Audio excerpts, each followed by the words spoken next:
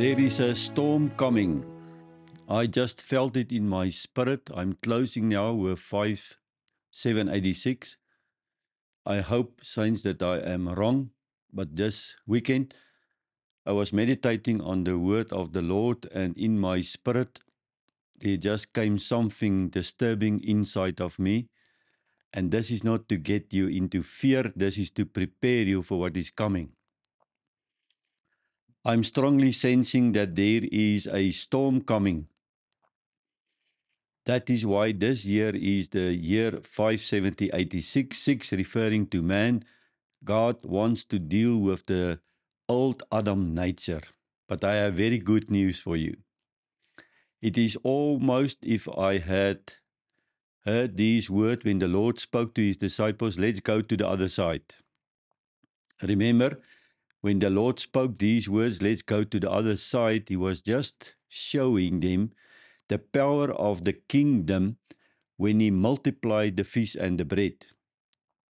He was equipping them for what is coming. Saints, we are already equipped for what is coming. But there is a specific prophetic word that I want you to clearly grasp for today. So the number 6 also represents the WAF, and the WAF is a tent peg. And that is your answer for the storm that is coming. Why do you think the Lord sent them to the other side? The Lord knew that there will be a storm. Do you know why there was a storm? On the other side, Legion was awaiting them. When the Lord is sending us now into this new birth, to possess, to occupy, to rule and reign the land, to take back your inheritance, it means, saints, Legion will be on the other side, and you need this storm to bring you to the other side.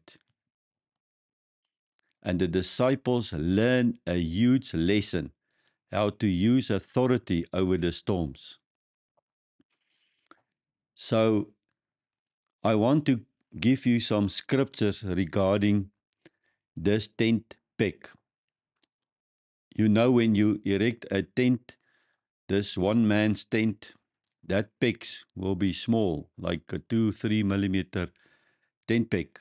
But when you erect a Marcus tent, where you go and have church services, those tent pegs can be easily 40, 50, 60 millimeters that you drill into the soil, while it is to hold the tent. So this peg of the year 5786, you need this peg to draw it deeply into the soil, into the Messiah, to be hooked into him before you can go to the other side. When the storm is coming, the tent will stand. When the storm is coming, your house is built solid on a solid foundation, and the tent will survive. So I really want to read to you, as I promised yesterday, Psalm 32, because Psalm 32 is exactly speaking these words when the Lord is saying, saints, I want to take you to a place where you have never been before. It is new territory.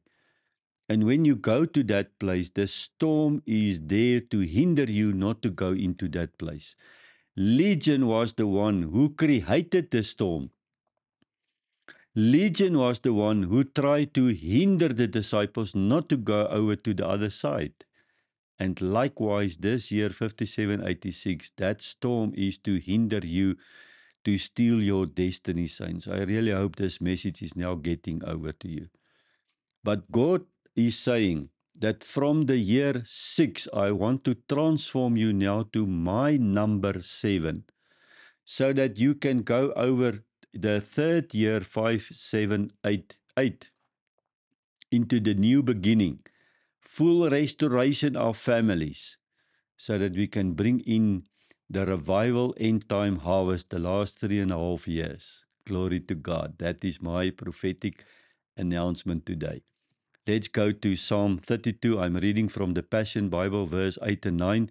I hear the Lord is saying, this is a message came to me since last year, March. I will stay close to you. The Lord is saying, I will stay close to you. Are you hearing? You need this tent peg. You drill it in. You need to lean into the Lord. You need to stay close to Him, says the Lord, instructing and guiding you along the pathway for your life. Saints, if you are not leaning in Him, if your tent peg is not drilled into Him, He cannot guide you along your pathway. I will advise you along the way and lead you forth with my eyes as your guide. This is now the time that we need to make sure we look into the eyes of Yahweh. So don't make it difficult. The Lord spoke these words the whole year. Saints, so don't make it difficult for me. Don't let me drag you around, you stubborn people. So far, it was about the rebellion and the Edomites and the people that hinder Israel to go into the promised land. The Lord is saying, don't you be so stubborn. Don't let me drag you around. Because when I take you where you have not been before. This is a very uncertain time where the Lord wants to take us. I know it.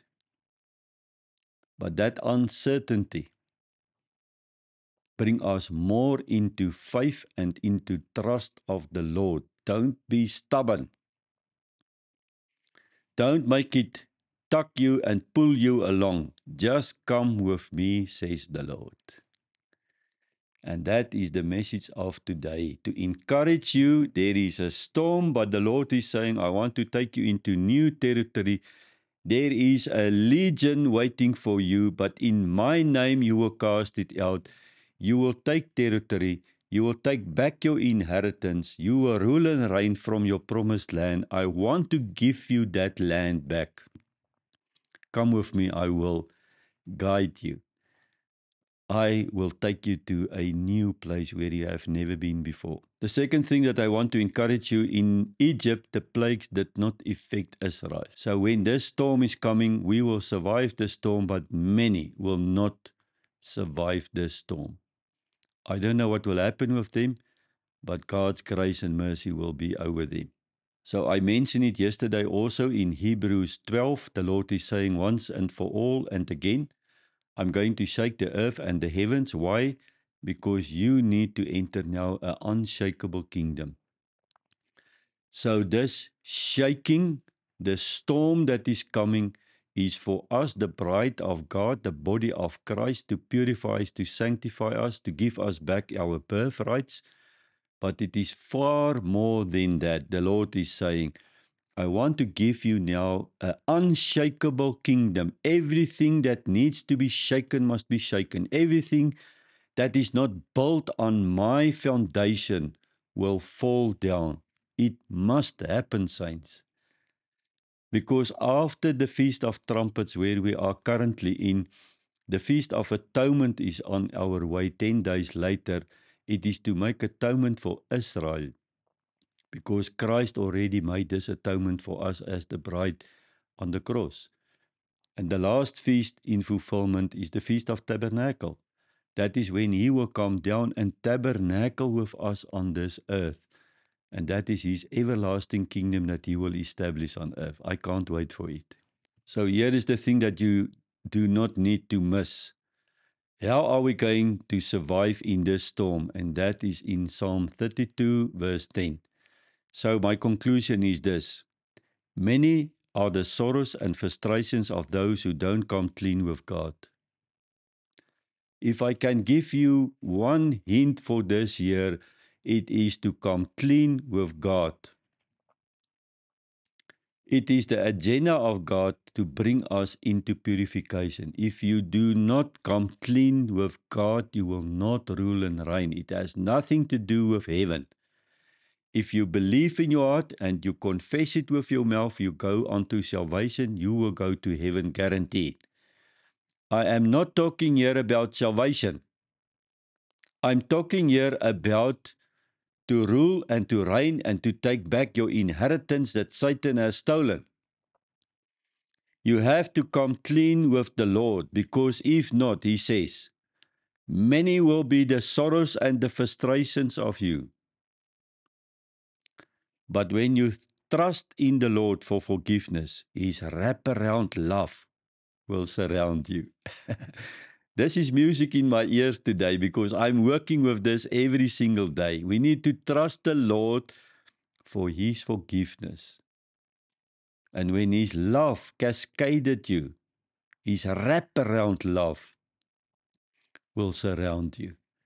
That is the purpose of the storm, is that we trust in Him, we rely in Him, we lean upon Him, we trust in Him. And that is exactly what is coming, saints. In order to get clean with the Lord, it is now very important what I want to tell you in Ezekiel 16.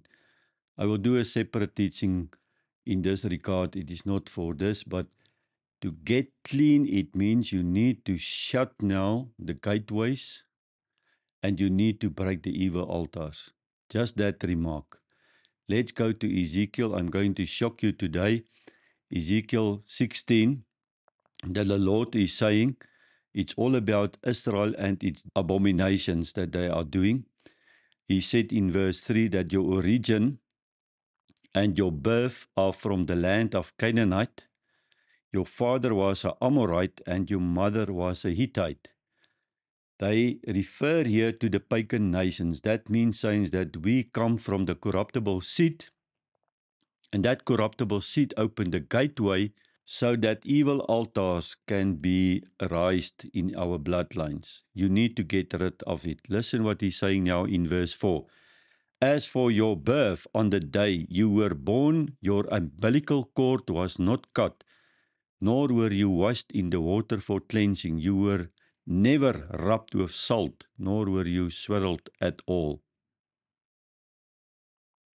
Do you know of any child born and the doctor did not cut the umbilical cord? This is extremely important. The Lord is saying you need to cut now your spiritual umbilical cord with your ancestral bloodline to come clean with me. It's extremely important what I now said to you. If you need more information, you contact this ministry and we will help you with that. The second thing is, once you cut away the umbilical cord, spiritual umbilical cord, you need to break down the evil altars. Just a quick remark, in 1 Kings 18, it was Elijah in the Mount of Carmel when he spoke to the people and he said, well, if it is Baal, let it be Baal, but if it is Christ, let it be Christ. And he then restored the altar that Jezebel broke down. The moment he restored the altar, fire came out of heaven to answer a new altar. And two altars cannot stand together. When they stole the Ark of Covenant, they brought it to the Philistines in front of their god Dagon. But Dagon the next morning fell down face down. They put him up and God said, you will not have two altars against one another. The higher one will rule, and he fell flat down the next morning broken. And you know the story, if not, go and read it. You cannot have two altars inside of you. And so I just want to make a remark. As I said, I will do a separate teaching of this. 1 Corinthians 10, Paul is clearly indicating you cannot participate on the table of demons and the table of the Lord. Those are two altars. The Lord is saying, come clean with me. There is a storm coming. And I want you to make sure that this tent peg is solidly built into a solid foundation. Lean unto me and your understanding, because I want now to take you to a place where you have never been before. I hope it makes sense to you. So let's conclude with a few texts regarding this nail, the tent peg that the Lord is saying. And the first one is Isaiah 22:22. Let me read for you. And the key of the house of David I will lay on your shoulder. So he shall open and none shall shut, and he shall shut and none shall open. I speak prophetically that we will receive now this prophetic keys. Whatever we unlock on earth will be unlocked. Whatever we close, we will close. Just want to make sure that you do understand this phrase very clearly. What is already unlocked in the heavens, you have the key to unlock it here. You cannot unlock things that is not locked there. Whatever is unlocked already in the heavens, you take that key and you unlock it. As it is in heaven, so be on this earth. Whatever is closed in heaven, you close it here on the earth. But the next verse is profound. And I will fasten him as a nail, a tent peg. I will fasten you as a nail in a sure place, says the Lord today to you. And he shall be for a glorious throne to his Father's house. Saints, the Lord is coming. The Lord is coming, and he needs you now to put you into a place like a tent peg, solidly secure in him. When the storm is coming, you won't go anywhere, but you have to come clean with the Lord. Next, I want to read to you Isaiah 33:20. Look up Zion, city of the festivals. For your eyes will see Jerusalem as a quiet home, a tent that will never be folded. Your tent will not collapse. Your tent will not collapse, says the Lord today. When I take that tent peg and I securely put it in place and I take the rope, your tent will be secure, says the Lord. It will never be folded. Its stakes never pulled up and its cords never broken. I told you I have good news for you for the storm that is coming. When you came clean with the Lord, when you take this tent peg and you allow the Lord to put it in, when you look into his face, when you are not stubborn, when you are not dragging you around, come with him. He said, your tent will not be folded. The stake will never be pulled up, and the cord will not be broken. Glory to God. For there is magic, one Adonai will be for us, a place of rivers and wide channels, on which no boat with oars will go, nor any mighty ship will travel by.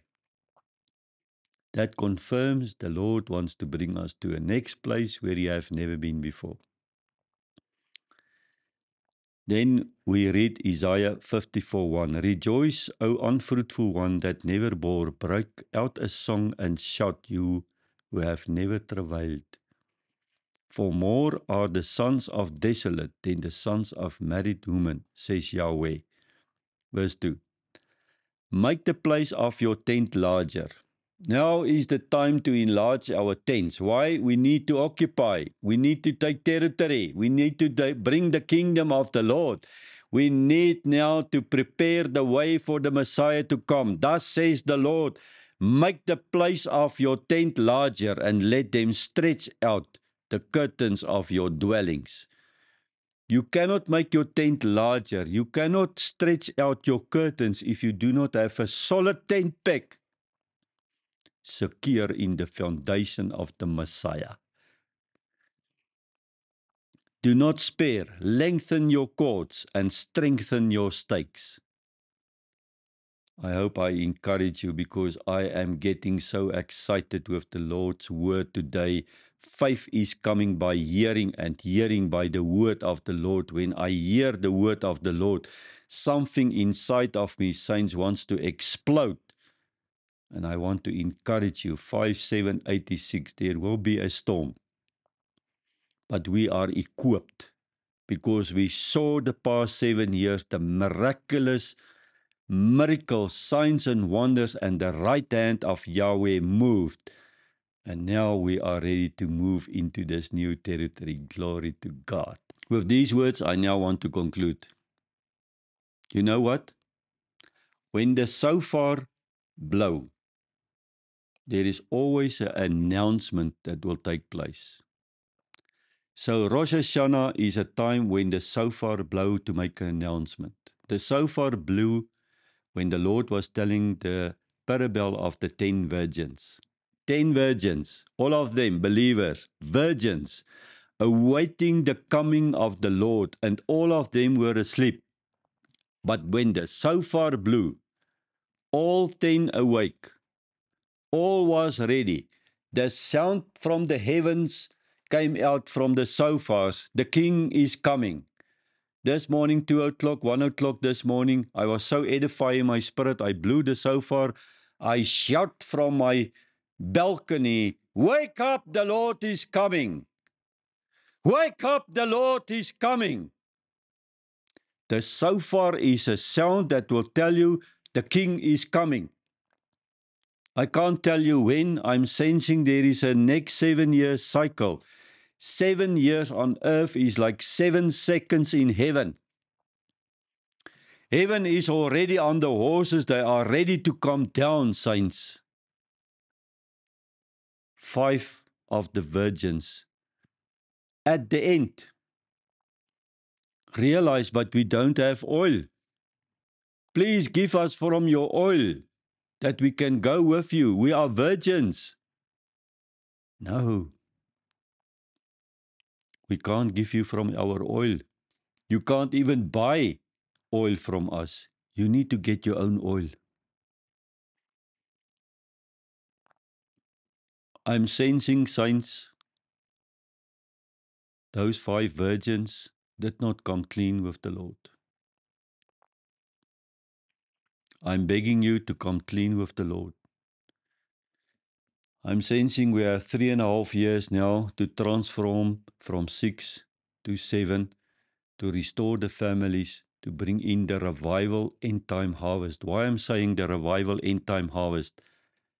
This revival that is coming will be coming out of the households, families. The revival will not come out of the institutional churches. And these restored families, the last 3.5 years of this 7-year cycle, were gathered the harvest in Jesus' name. I want to pray and prophesy over you watching me. God is busy doing a work for you. If you come into agreement with my words today, my words will do exactly what I prophesy it to do today. God is busy doing a mighty work in your life. And you need to recognize it. And you need to not to be stubborn, not Him to drag you around, but just trust Him and go to the place where He wants to take you to come clean with Him, that He can deal with the old Adam nature, the flesh man, so that your spirit man can be more alive ever before, that He can use you as a priest and a prophet, a judge and a king. That you will restore your family. Full restoration in the name of Jesus will come upon you, so that you will be the laborers for this end time harvest. Glory to God. Glory to Jesus. That these words will now go forth, and it will be seed that will fall in fertile soil. It will germinate, it will sprout, it will grow, it will bear fruit, more fruit, and much fruit to the glory of the King. In Jesus' name. Be blessed. Move forward with courage and boldness, and know one thing: the Messiah is coming. And He will never leave you. He will never forsake you. In Jesus' name, amen and amen.